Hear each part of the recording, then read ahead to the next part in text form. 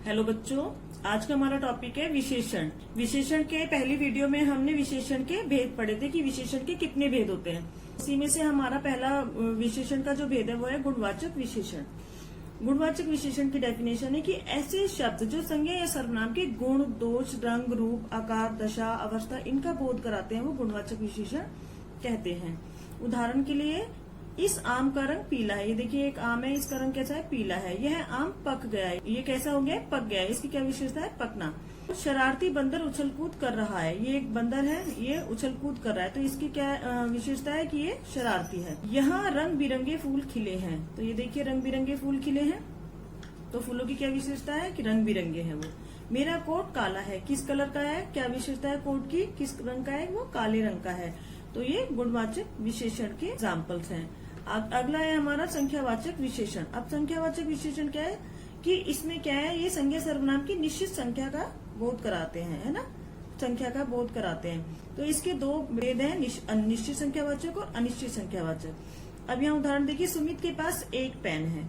तो पेन की कितनी क्वांटिटी है? एक। के पास पेन कितने? एक है। तो पेन की क्या विशेषता है? एक। निश्चित संख्यावाचक, टहनी पर 2 फूल खिले हैं। तो ये टहनी है, इस पे 2 फूल खिले हैं। रोहन के पास 4 खिलौने हैं। मेरे पास 5 किताबें हैं। तो 2, 4, 5। तो हमें जो है निश्चित संख्या का बोध हो रहा है, तो ये निश्चित संख्यावाचक विशेषण है।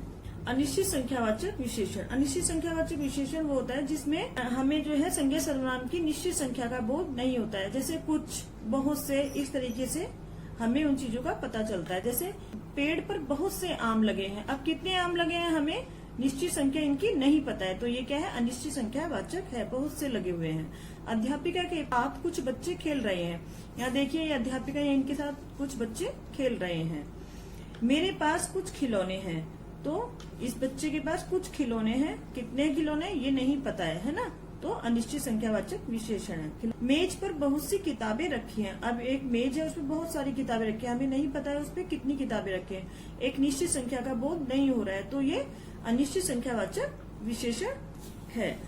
अगला है हमारा परिमाणवाचक विशेषण। जिन शब्दों से संज्ञा या सर्वनाम के परिमाण अर्थात मात्रा, नाप तो और वजन का बोध हो उसे परिमाणवाचक विशेषण कहते हैं। जैसे मीटर, लीटर, किलो, गज, है ना, इस तरीके से। इसके लिए हमने एक उदाहरण लिखा हुआ है, जैसे मम्मी 2 किलो चीनी लाई। चीनी की कितनी मात्रा है? 2 किलो। निश्चित परिमाणवाचक विशेषण। जिस विशेषण सबसे किसी निश्चित परिमाण यानी कि निश्चित मात्रा का बोध हो, निश्चित परिमाणवाचक विशेषण कहते हैं। जैसे मुझे 4 किलो दाल दे दो। ये देखिए दाल है। दूसरा देखिए 5 किलो डालडा घी ले आओ। ये डालडा घी का डिब्बा है, तो कितना घी ले आओ? 5 किलो। डालडा घी की मात्रा कितनी है? 5 किलो, है ना। 2 लीटर दूध दे दो। 1 मीटर कपड़ा ले आओ। बाजार से 10 किलो आटा ले आओ, है ना। आटा 10 किलो, तो आटे की कितनी मात्रा है? 10 किलो। तो यहाँ पर हमें मात्रा पता चल रही है कि कितनी है, एक निश्चित मात्रा पता चल रही है। 1 किलो, है ना, 4 किलो, 5 किलो, 2 लीटर, तो निश्चित मात्रा का बोध हो रहा है, तो ये क्या है? निश्चित परिमाणवाचक विशेषण।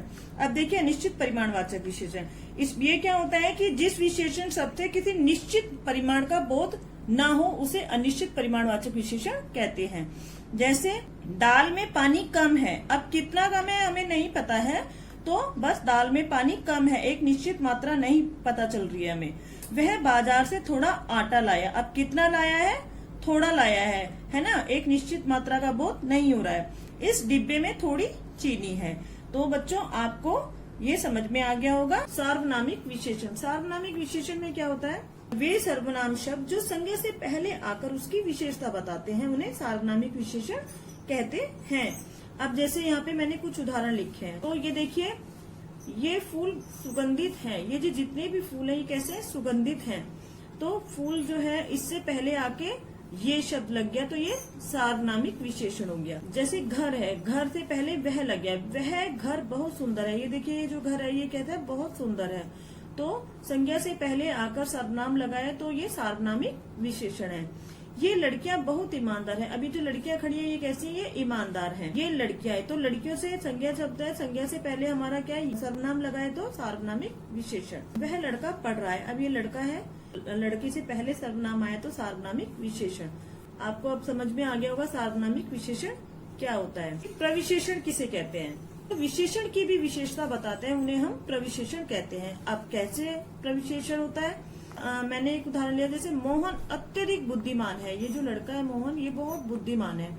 तो एक तरीके से मैं मोहन बुद्धिमान है, मोहन अत्यधिक बुद्धिमान है ना। तो बुद्धिमान तो विशेषण हो गया और अत्यधिक बुद्धिमान है तो ये प्रविशेषण। जो विशेषण की विशेषता बताते हैं उन्हें प्रविशेषण कहते हैं। यह फूल बहुत सुंदर है, तो ये फूल जो है बहुत सुंदर है। सुंदर है विशेषण और बहुत यानी कि प्रविशेषण। आज बहुत अधिक गर्मी है, कृपया थोड़ी ठंडी खीर दे दो। तो ये जो अंडरलाइन है ये क्या है? प्रविशेषण। जो विशेषण की भी विशेषता बताते हैं उन्हें हम प्रविशेषण कहते हैं। तो बच्चों, आपका विशेषण टॉपिक यहाँ समाप्त होता है। आप इसको अच्छे से देखें, समझें।